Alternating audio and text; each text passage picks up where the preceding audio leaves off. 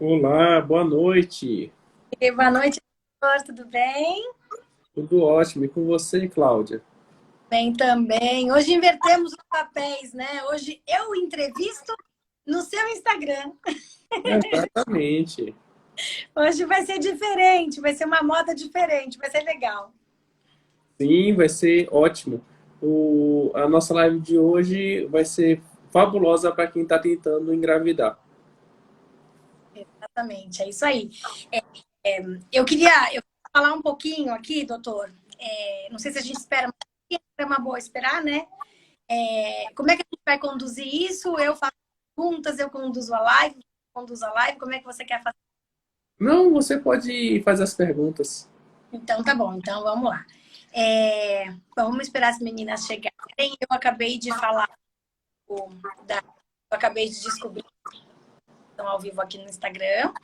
Então acredito que elas daqui a pouco vão chegando também. Não sei se tá ou quer esperar um pouquinho. Não, a gente pode ir começando, porque as pessoas vão chegando aos poucos. Ok, tá ótimo então. Então vamos lá.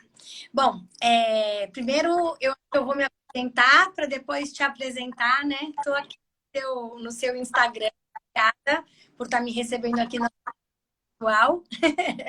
É muito bom estar aqui. E eu queria, que eu sou a Cláudia Migliaccio, sou a do projeto Acabei de Descobrir, que tem como objetivo para casais tentantes, tentando engravidar, soluções profissionais de altíssimo nível, como o Dr. Caio Brusaca, e com condições especiais, né? Vocês conseguem encontrar no aplicativo do Acabei de Descobrir, que chama Acabei de Descobrir, que vocês podem baixar na App Store ou na Play Store. E esse é o doutor Caio Brusaca, que quem está aqui, quem segue o doutor, obviamente, já conhece, né? E, mas eu gostaria de falar um pouquinho com ele hoje sobre humana, né? Uma vez que ele é um geneticista especialista em reprodução humana.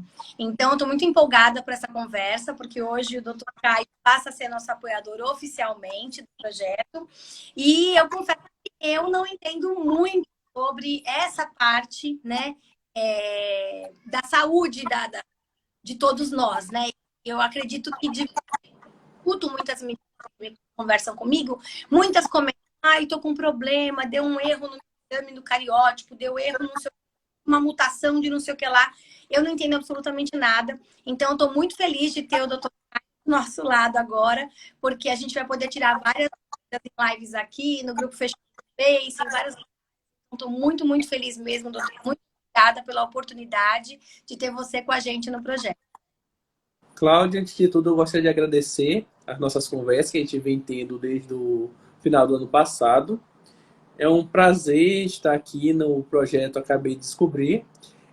Para quem não me conhece, eu sou Caio Brusaca, sou médico geneticista, sou geneticista pela Unicamp e tenho um mestrado em reprodução humana. E trabalho especificamente com casais que pretendem ter um filho, seja casais que não conseguem engravidar, seja casais com perdas gestacionais, seja casais que são casais de primos ou que têm doença genética na família.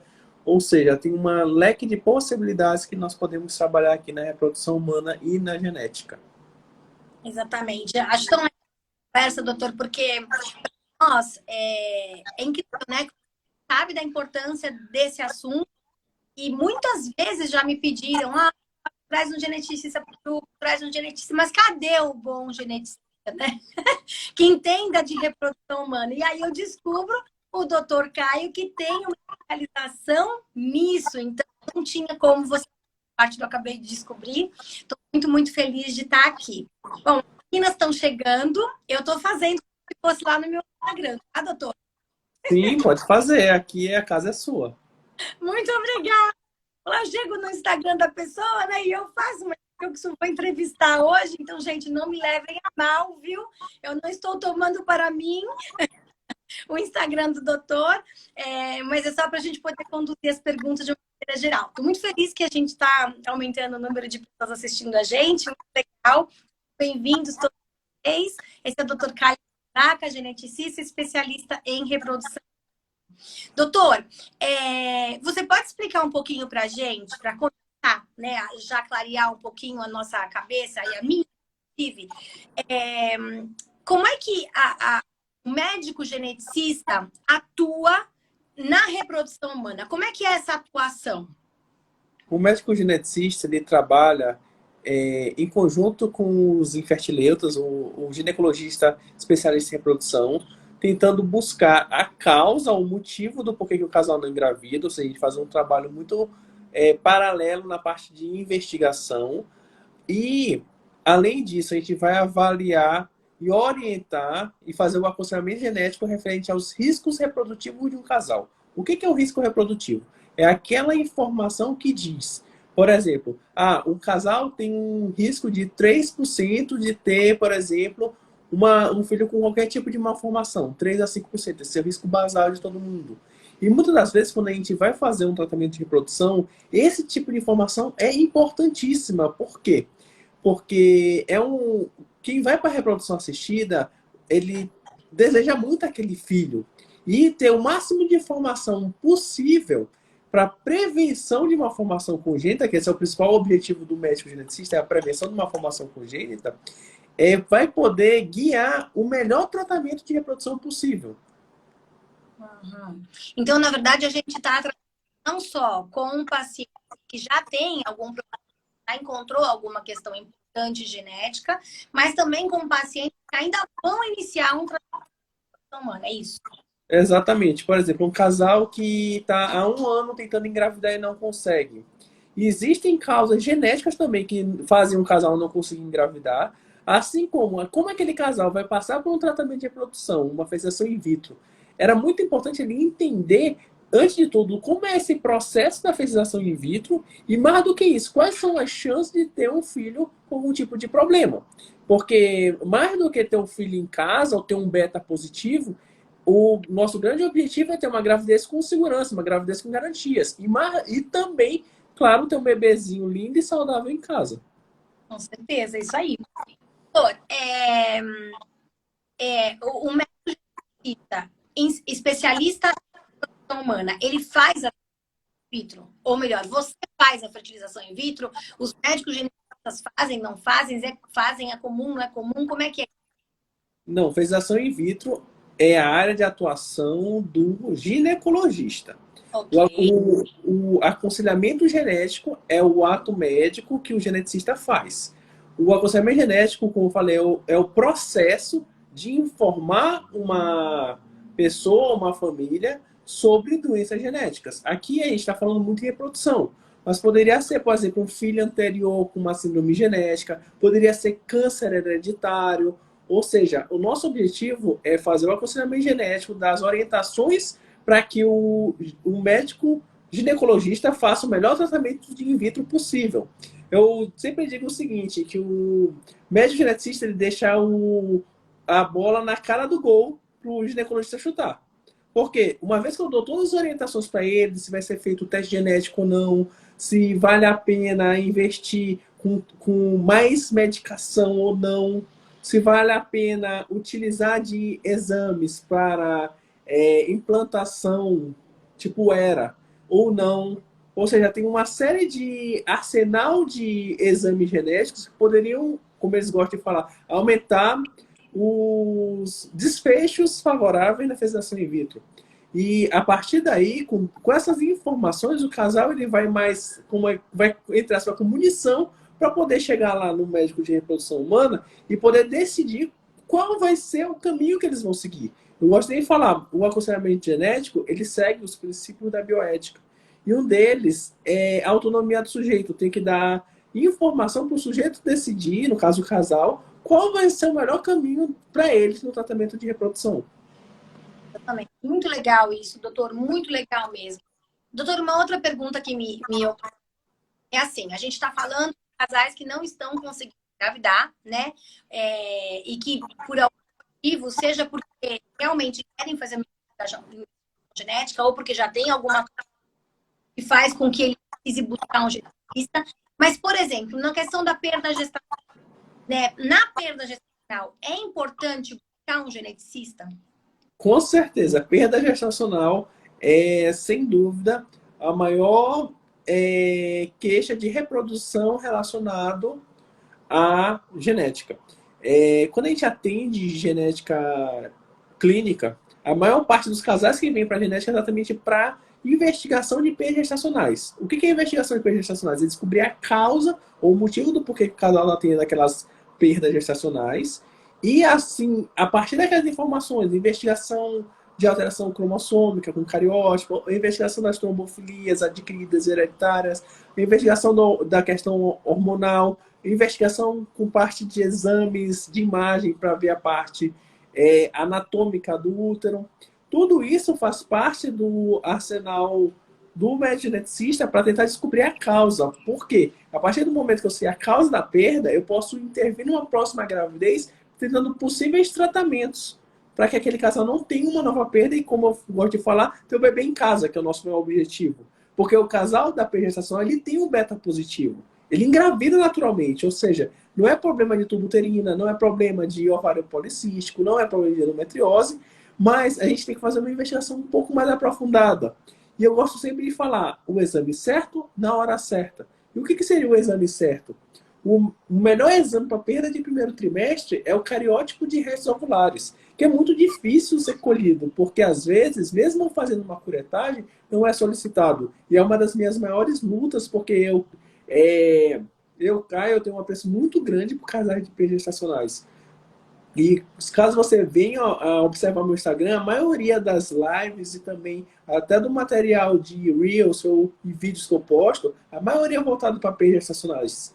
Voltando ainda falando sobre perda, eu tenho até inclusive um curso voltado para mulheres que têm perdas gestacionais, para dar exatamente essa informação, esses dados, o que tem que ser investigado, o que realmente faz sentido na investigação das perdas. E eu realmente tenho muito apreço por esse público.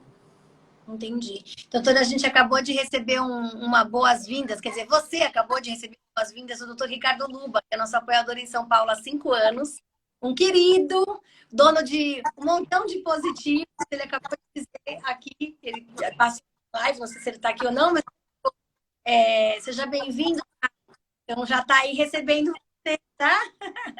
É um apoiador que fez descobrir também aqui em São Paulo, né? Assim como você também é de São Paulo. Legal. Só queria te falar. Você não viu? Aí já deixei já do doutor. Bom, amei esse negócio da perda gestacional. Fica tão claro pra gente a importância. Inclusive, eu tive uma amiga tentante que eu fico amiga da maioria das meninas que me procuram, que conversam mais comigo. E ela comentou comigo e teve a perda gestacional e tal. E eu mesma falei pra ela, tem que descobrir o porquê, né, que existiu isso, a biópsia do embrião. Esse exame que você está falando, esse cariótipo, que você falou, ovular, não entendi direito o nome, para mim é novo. Ele é um exame na hora que a mulher tem o aborto, é uma coleta uterina, feto, como é que é isso? Só para entender. Vamos lá. Quando a gente tem uma perda gestacional de primeiro trimestre, ou seja, com menos de 12 semanas, principalmente gestações anembrionadas, a maior parte ela vem decorrente de alterações cromossômicas do embrião que não vem dos pais. Tanto é que muitas vezes as pessoas dizem assim, eu fiz o cariótipo e veio normal. E aí, o que eu faço, doutor? O problema é o seguinte, o cariótipo de restos ovulares, ele é um cariótipo que ele pode ser feito de duas formas. Uma, com material da curetagem ou da AMIU, onde com aquele material vai ser caminhado pela laboratório de genética para fazer o exame do cariótipo. E também em casa, caso tenha expelido em casa, o saco gestacional, que é tipo uma bolinha, ele sai, você coloca aquele material dentro de um pote estéreo, tipo de urina, com soro fisiológico e encaminha para o laboratório. Essa questão, essa orientação eu sempre dou para todos os casais e eu repito quase que todos os dias aqui no meu Instagram. Por quê? Porque eu gosto de falar, informação é tudo. A partir do momento que você sabe disso, você chega no hospital, por exemplo, fazer uma curetagem, o ápice de alguém dizer que não, o cariótipo o convênio não cobre. Ou, por exemplo, no SUS nem se fala que é cariótipo, por exemplo. E aí, voltando, o cariótipo é sim coberto pela saúde suplementar, No SUS, dá sim para fazer cariótipo resolvulário, só que a pessoa tem que saber que isso existe. Porque a maioria dos médicos diz assim, uma perda é normal. Eu digo que uma perda nunca é normal. Uma coisa é ser esperado, outra coisa é ser normal. Uma perda gestacional tem uma causa, tem um motivo. E quando a gente fala que é esperado, porque uma a cada 5 grávidas vai ter uma perda. Mas se a gente lembrar que não é normal, porque tem uma causa assim, a gente tem sempre que falar. Aproveitando, eu vou responder a seguinte pergunta da Natália. Ela teve perda gestacional derivado de translocação balanceada. Por que se faz cariótipo para casal? É para isso. Por exemplo, um casal que não consegue engravidar. Se eu já sei que aquele casal tem uma translocação, quem tem uma translocação tem risco de perda gestacional real e, mais do que isso, ter um filho mal formado, um filho com uma síndrome genética. E eu gosto de falar, é uma sobre prevenção. A partir do momento que eu sei que tem a translocação equilibrada, já é uma indicação para fazer teste genético em embrião. E aí que tá. Quando eu tenho uma perda, faz o cariótipo e já vê a translocação, já sei a causa. A causa da perda é a translocação. E eu tenho que resolver a translocação. A translocação está em todos os lados do corpo da pessoa. Não dá para mudar a pessoa, a constituição genética da pessoa. Mas a gente pode fazer com que essa informação mude o tratamento de reprodução, ou na verdade indique um tratamento de fertilização in vitro. Só respondendo também o que a Carol mandou aqui, ela teve 2 perdas relacionadas à sequência de Potter. A sequência de Potter, ela é derivada das displasias renais. Normalmente, displasia renal autossômica recessiva, onde realmente existe uma recorrência. É diferente da perda gestacional de primeiro trimestre. Só deixar isso bem claro, isso aqui é um caso específico. Ela tem risco real de ter um filho com síndrome de Potter, só que essa condição ela é letal. A criança ela não chega quando ela nasce, ela falece com 1 ou 2 dias de vida, porque o rim dela realmente não funciona. O principal sinal dela é o que a gente chama de anidrame. Não tem líquido amniótico na barriga. E a partir da ausência do líquido amniótico, o bebê ele não evolui. Ele tem um pulmão mais frágil, por isso ele vai falecer, principalmente por questão pulmonar, não tanto renal. E quando a criança nasce, ele não vai sobreviver poucas horas.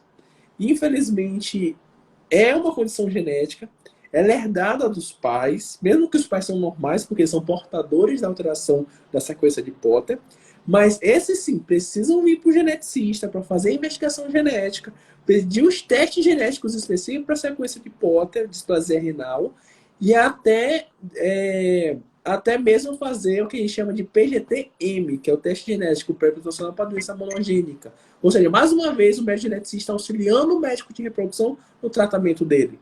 Então, são 2 casos, tanto a Natália quanto a Carol, onde a gente pode exemplificar como o geneticista ajuda o médico de reprodução. Aqui tem, acho que é Natália, deixa eu ver, acho que é você estava falando. Falou que ela fizeram biópsia e todos alterados. Então, vamos partir para a ovorecepção. Essa é uma solução que provavelmente, né, ela provavelmente é um dos aconselhamentos que você faria, né, doutor? Mais ou menos. Na verdade, tudo é questão de probabilidade. A gente tem que lembrar que uma translocação, existe a possibilidade de encontrar o embrião euploide.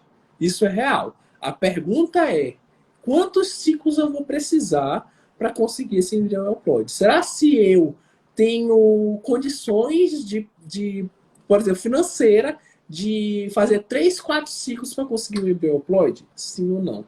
Porque assim, mesmo emocional, porque às vezes a gente não aguenta o tranco, né? Eu falo com um ex-tentante, eu fiz 2 fertilizações in vitro e disse, não, eu não aguentei, não conseguia mais. A gente tem que fazer uma avaliação geral, né? Para poder saber se a gente vai conseguir ou não vai conseguir levar esses tratamentos adiante. E ser honesta com o médico geneticista para que ele possa te ajudar na discussão. É isso? Exatamente. Aqui temos 2 possibilidades para a Natália. A primeira delas é continuar fazendo os ciclos até encontrar o embrião euploide, ou realmente partir para a ovulação. A ovulação tem uma vantagem que é a menor chance de ter uma alteração cromossômica, mas não é 0. Eu tenho que falar isso muito claro, porque quando a gente parte para um tratamento de ovulação, ainda mais com o período gestacional anterior, eu recomendo sempre fazer o teste genético por conta do seguinte. Por mais que a doadora tenha idade menor que 30 anos, aparentemente saudável, todo mundo pode ter um filho com síndrome de Down, entendeu? Por mais que a chance é menor, mas todo mundo pode ter um filho com síndrome de Down. Então, é uma coisa muito importante que a gente conversar. O aconselhamento genético é exatamente isso. Eu vou dar todas as opções possíveis. Ovulação é uma delas. A parte de repetir, fazer mais um ciclo também é outra opção. E a decisão acaba sempre sendo do casal. Isso é muito importante. Ok. Doutora, a gente está falando da tentante, né? De quem está com dificuldade para engravidar, de quem engravida, mas não consegue manter a gestação até o final. Agora vem uma pergunta. O geneticista, ele pode sim ser consultado também para pessoas que simplesmente começaram a engravidar, né? Levando em consideração que você está dando para a gente, que é o seu trabalho, mas então a gente vai falar que são 3 públicos, ou tem públicos? Já tem... Vamos lá. Outro dia, o que eu fiz? Eu estava conversando com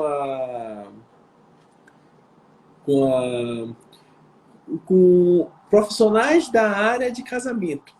Porque, na verdade, todas as pessoas que casam, elas casam porque elas vão querer ter filho em algum momento da vida. Então, essas pessoas, em algum momento, elas vão querer ter filhos. E ter as informações sobre qual é o meu cariótipo, o meu espermograma é normal ou não, como é que está a minha questão ovariana, minha reserva de ovário, tudo isso faz parte do aconselhamento genético. Por quê? O nosso objetivo, como eu falei, é prevenção de uma formação congênita. Então, todo casal que quer engravidar deveria fazer o aconselhamento genético. Segunda situação que é emblemática, casamento de primos. Não tem aquela história que quem casa com primo tem filho com problema? Já ouviu falar isso alguma vez? Então, nessas situações, a gente tem que lembrar exatamente disso. Que casais de primos têm maior chance de ter um filho com problema. Então, eles precisam ir no geneticista para conversar, fazer o aconselhamento genético, para poder orientar sobre riscos reprodutivos, que nem o casal que vai casar. A terceira situação são isolados genéticos. O que é o isolado genético? Por exemplo, o interior do Nordeste, o sul de Minas, o norte de Paraná são isolados genéticos, onde há muito casamento de primo. E populações específicas, por exemplo, judeu. Judeus que, claro, casam com judeus, eles obrigatoriamente precisam passar com médico geneticista. Existem doenças específicas de judeus. E eu preciso fazer teste genético específico de judeu para que não tenha um filho com problema. Recentemente, a gente fala muito, por exemplo, doença de Tay-Sachs, que é super comum em casal de judeu askenazita, que é um tipo de judeu do centro da Europa.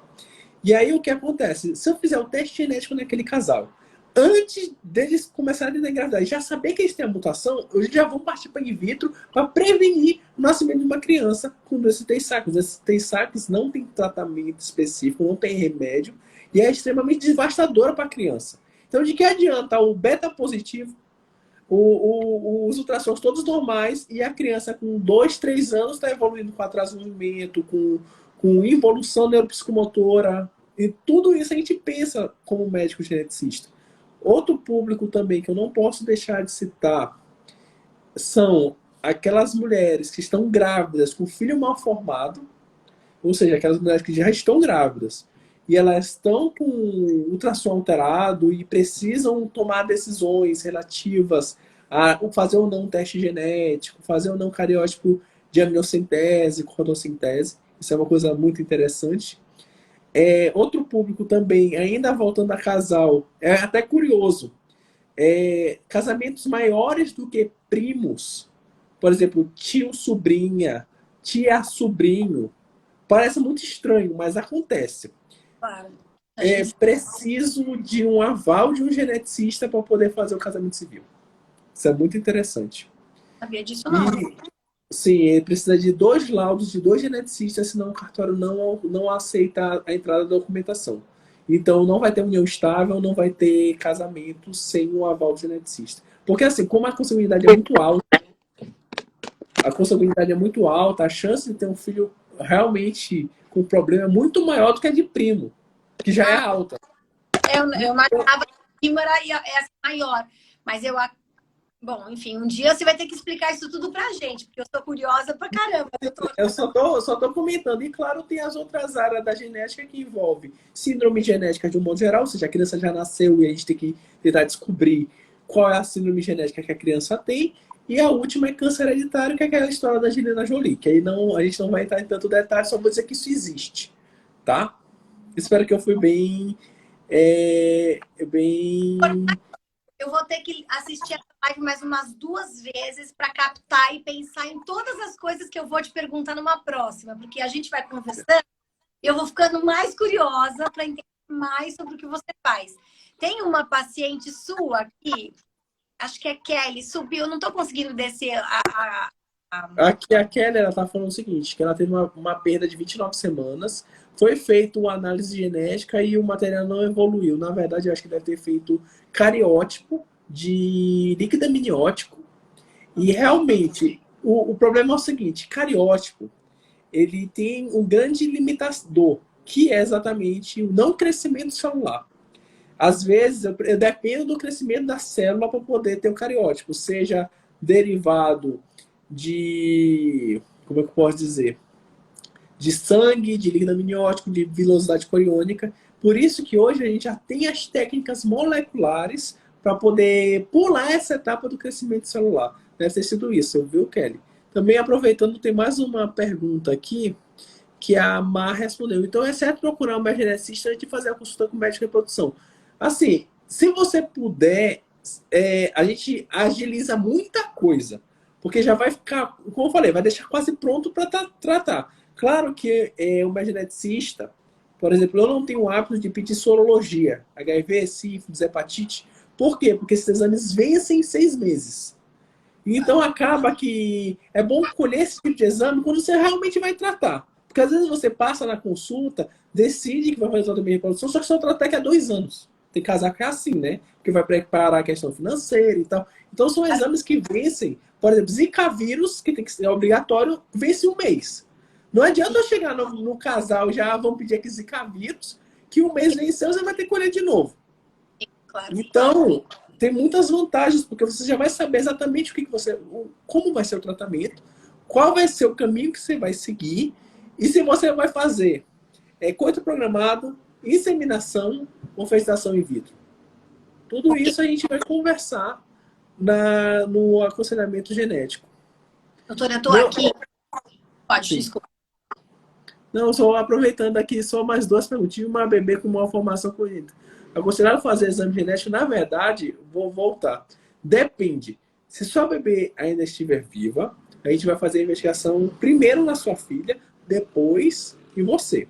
Se a sua bebê faleceu, aí eu vou ter que partir para o casal. Então, depende muito de onde a gente vai partir. A Aline falou que a alteração do cariótipo no cromossomo 16 possivelmente é aumento de heterocromatina no cromossomo 16. É uma das alterações do cariótipo que são variações na normalidade. Então, se for realmente essa, você não tem tanta preocupação. Mas, repito, eu acredito que seria muito importante vocês dois passarem no médico geneticista. Eu vou voltar. A consulta do médico geneticista é do casal, não é da mulher. Eu digo assim, eu não atendo só a mulher. Por quê? Porque se eu investigar só a mulher, o tratamento não vai ser efetivo. Do trabalho, né? Na verdade, está faltando a outra parte. É a mesma coisa quando a gente fala, né? Que o marido tem algum problema, enfim, no espermograma, e aí a mulher também tem alguma questão. Chega no ginecologista, o ginecologista vai tratar a questão feminina. O marido não tem problema, ele tem poucos peixinhos, mas dá para fazer uma gestação natural ou dá para fazer uma fertilização in vitro. Na verdade, o casal é muito importante que os dois estejam bem, que os dois estejam, e que a gente saiba o que realmente com os dois, né? Então, eu também acredito que, já que vai fazer investimento de fazer uma consulta com o geneticista, então que vamos com dois, que é a garantia de que a gente vai cobrindo todas as possibilidades, né? Fica sem a base completa, né? Se fizer só de um ou só de outro. Eu penso assim também. Doutor, eu tenho uma pergunta aqui que está fora da minha pauta, mas eu não consegui parar de pensar nisso.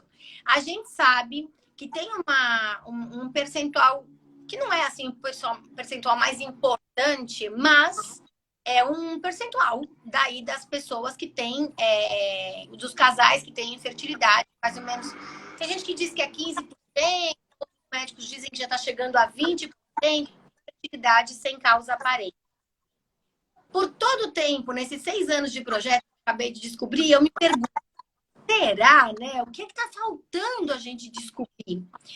Aí, escutando você falar com tanta propriedade, com tanto conhecimento, né, com tanta sabedoria em relação à questão genética, será que a gente não tá tendo, como é que eu vou dizer?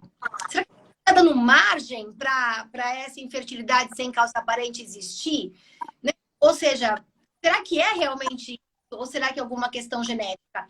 Já aconteceu alguma situação em que a pessoa chegou no seu consultório e disse assim, olha, a gente já não tem mais o que fazer, a gente já se virou do avesso, o médico já fez todo tipo de exame, a gente não tem nada. E eu tive a ideia de vir aqui falar com você, ou alguém me indicou falar com você, porque o meu caso é infertilidade sem causa aparente. Isso acontece, e aí você consegue, muitas, poucas vezes, encontrar alguma coisa para justificar essa infertilidade? Sim, infertilidade de causa aparente, a gente tem que reforçar o seguinte. Hoje, em torno de 30% de todas as infertilidades realmente chega a ser essa famosa isca que eles chamam, né? Até o momento, realmente não sabe a causa de vários casais, mas não saber a causa não quer dizer que eu não sei o tratamento. O tratamento, via de regra, para esses casais, acaba sendo a própria fertilização in vitro. Na verdade, é muito difícil indicar uma inseminação artificial hoje, por conta de N motivos, principalmente por conta que a maior parte dos pacientes que vêm até mim já são pacientes que já fizeram in vitro anterior, já estão com um tempo de infertilidade muito de 2 anos, e 2, 3, 4 anos, já tem um histórico muito maior de perdas ou de alguma coisa desse tipo. Então, às vezes, não saber a causa da infertilidade não leva a não saber qual é o tratamento a ser feito, mas o que a gente está no nosso alcance, a gente faz de investigação. Ok. E aí, uma pergunta, que eu sou insistente.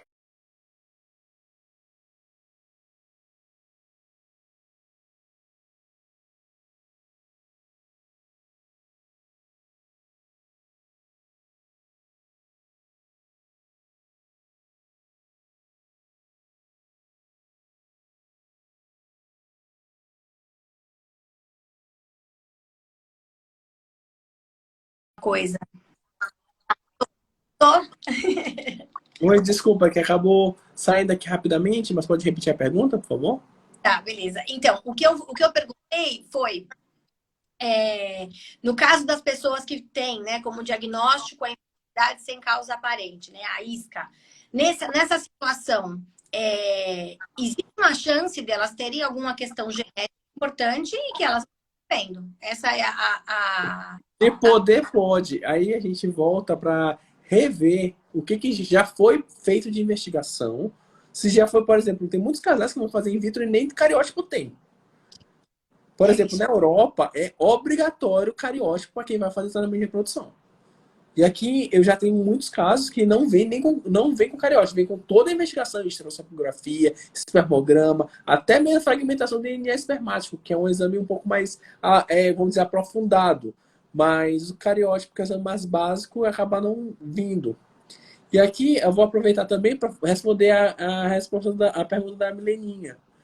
Cabe aconselhamento genético para casais que vão fazer ovorecepção? Com certeza. Eu tenho que falar, os casais que vão fazer ovorecepção, as clínicas, elas oferecem um tubo de sangue em EDTA. Hoje eu fiz um Reels explicando os dois tipos de tubo que a gente usa na genética. O tubo EDTA é o roxo ou lilás, que ele é utilizado para extração de DNA e fazer teste genético. Existe hoje os painéis genéticos de compatibilidade de casais, que é o CGTs, que fazem exatamente para isso. Por quê? Eu não sei informação sobre a ovoreceptora. Eu realmente não sei, não é passado. No máximo, vamos dizer assim, é alguém que é parecido com você, que tem um tipo de sanguínea semelhante, que tem essa ou essa característica diferente, banco de sêmen. Banco de sêmen já te dão, principalmente os do exterior, um teste genético feito da pessoa que você escolher. A ovo doadora, não. Você não sabe absolutamente quase nada. Não tem um padrão de qualidade que nem o de sêmen. Então, eu acredito que para mulheres que vão fazer a recepção, é importantíssimo fazer aconselhamento genético, porque aí depois nasce uma criança com algum problema e disseram assim, eu podia saber disso antes, e ninguém falou que tinha um teste genético para fazer na receptora. Isso é muito importante. Pera, mas só um minuto. Na receptora ou na doadora? Na doadora, desculpa. Ah, tá, ok. Não, agora eu falei, meu Deus do céu, peraí, deixa eu entender isso melhor. Ok, então no caso, existe, e a clínica de reprodução humana, ela tem que providenciar essa amostra, né, para receptora. É isso. Exatamente. E com essa amostra você vai lá no laboratório de genética para fazer o exame. Ok, perfeito. Muito legal isso. É tão curioso isso que você comentou, né? Que existem que não pedem o querativo banda G para o casal que vai fazer uma fertilização in vitro. Vou dizer que eu conheço também clínica de reprodução humana que não pede doadora. E isso me dá um desespero. Comentam comigo. Infelizmente, não posso fazer nada, né? Eu fico ali só escutando. Mas muitas vezes eu falo, conversa com a clínica, diz que você paga o exame da doadora, mas que você precisa que ela faça. Porque apesar de eu não entender muito da parte genética, eu entendi o porquê que eu fiz na época, né, o exame. Quando eu fiz as minhas fertilizações, eu entendi porque também. Então, a partir daí eu comecei a pensar, poxa, mas a doadora também tem que fazer, porque é como se fosse eu, como se fosse óvulos, né? Só que é óvulo de uma outra pessoa. Eu não conheço nada da vida dela, não sei quem é a mãe dela, quem é o pai dela, que histórico familiar de doença eles têm, nada. Então, eu acho que o querativo G deveria ser pedido para também, e esse aconselhamento genético, né? Esse exame genético que você menciona é sensacional. A gente vai ter que fazer uma live sobre essas coisas, porque são todas ferramentas para fazer com que a mulher se cubra, né, de garantias, né? In vitro a gente nunca tem, mas são pequenas coisas. Eu acho que a parte genética pode favorecer a mulher a dar mais alguns passos, né, em direção ao positivo, né? Cada médico faz uma parte, né? E o seu trabalho, na verdade, é dar esse empurrãozinho, porque se de repente tem alguma condição genética, ela vai estar lá atrás e achando que está lá na frente, na porta do positivo, e ela não vai estar porque ela tem uma questão importante. Tô apaixonada por essa live, doutor. Tô apaixonada por aprender.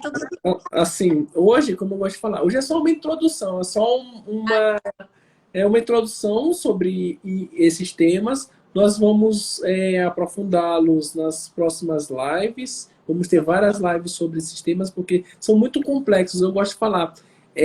Quando a gente estuda a genética na escola, por exemplo, a gente estuda o tal famoso azão e azinho. Lá no ensino médio. Aí o pessoal fica naquela lá de estudar a crista do galo, que é rugosa, em vez de eles usarem a prática diária, tipo, não, a gente consegue fazer isso no dia a dia das doenças das pessoas.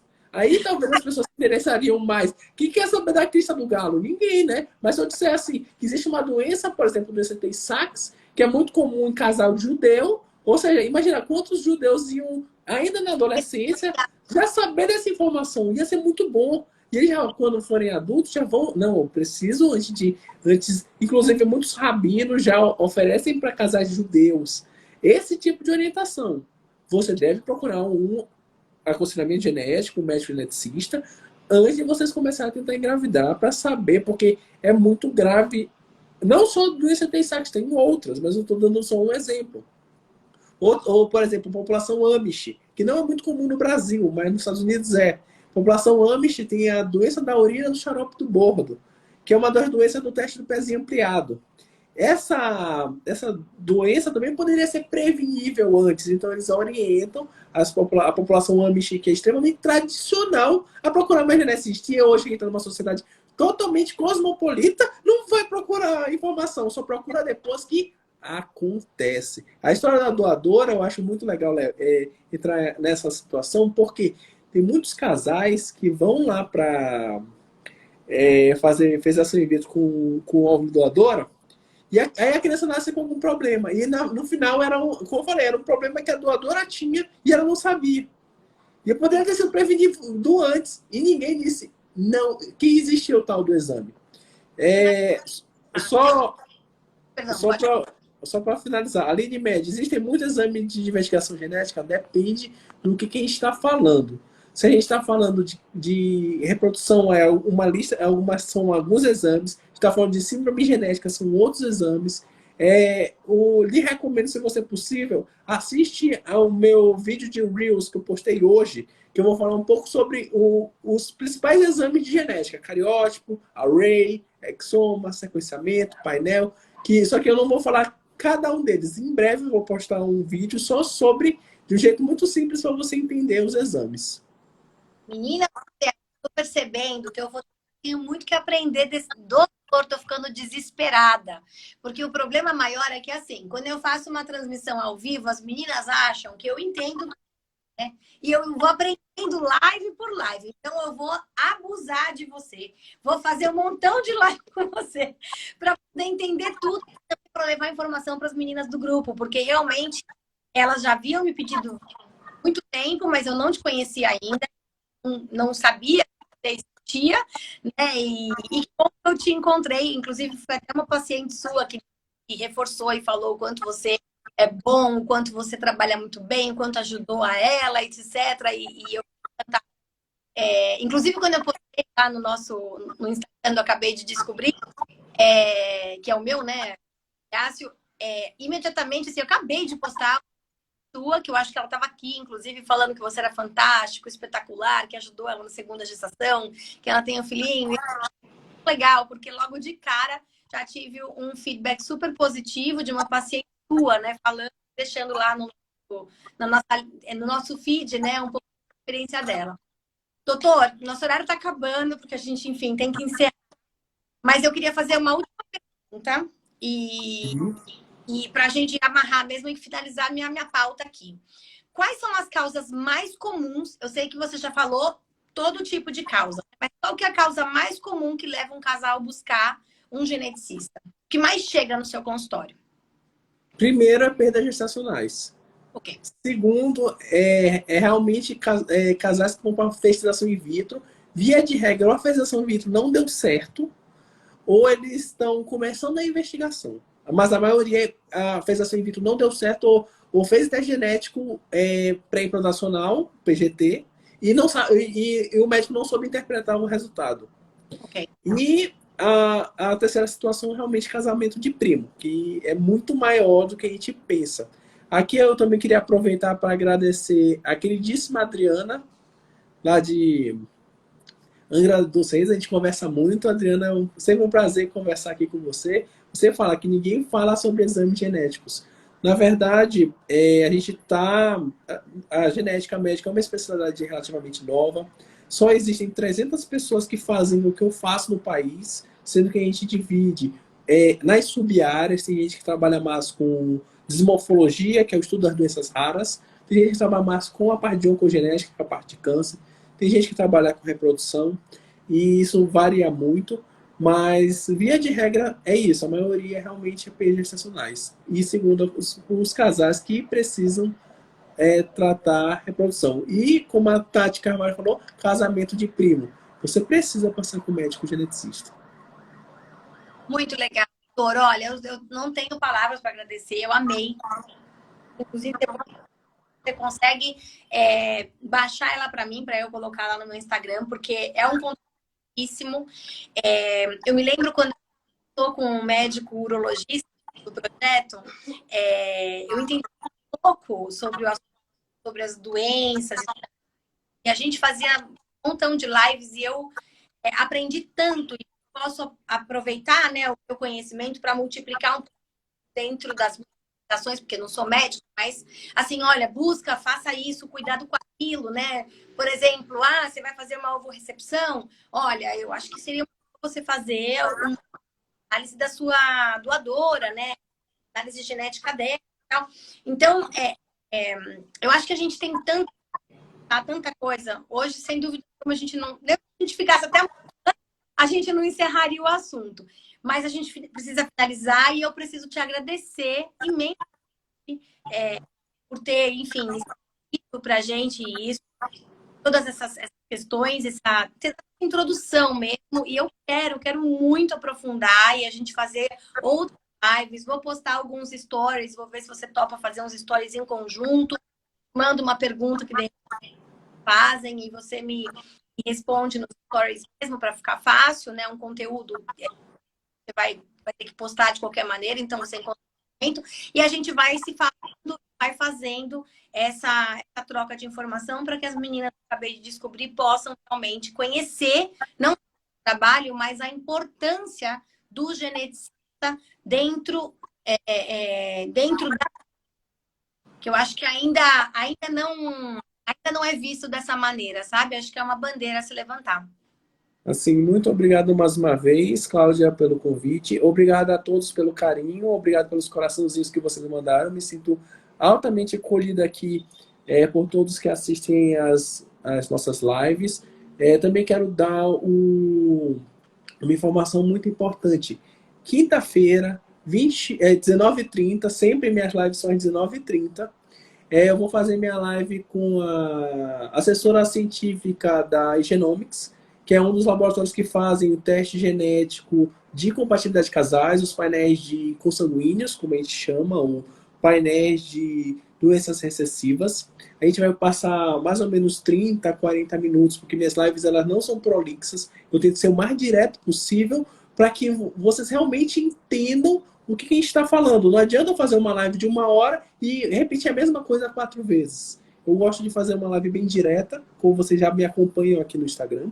E essa live vai ser em conjunto com a assessora científica da Genomics, que ela vai tirar dúvidas sobre a parte técnica do exame, como é que ele é feito, o que é preciso, dá para usar doadora ou não. Então, tudo isso na live de quinta-feira, convido vocês. Tenham todos uma boa noite, foi um prazer mais uma vez estar aqui com vocês. Até quinta-feira. Até mais, Cláudia.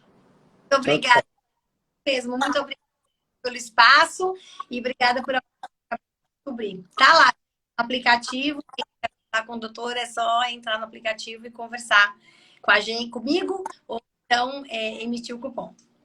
Muito obrigado. Só lembrando, a live vai estar salva para quem quiser assistir. Boa noite. Aí, boa noite, gente. Obrigada, doutor. Até mais. Tchau, tchau. Tchau, tchau.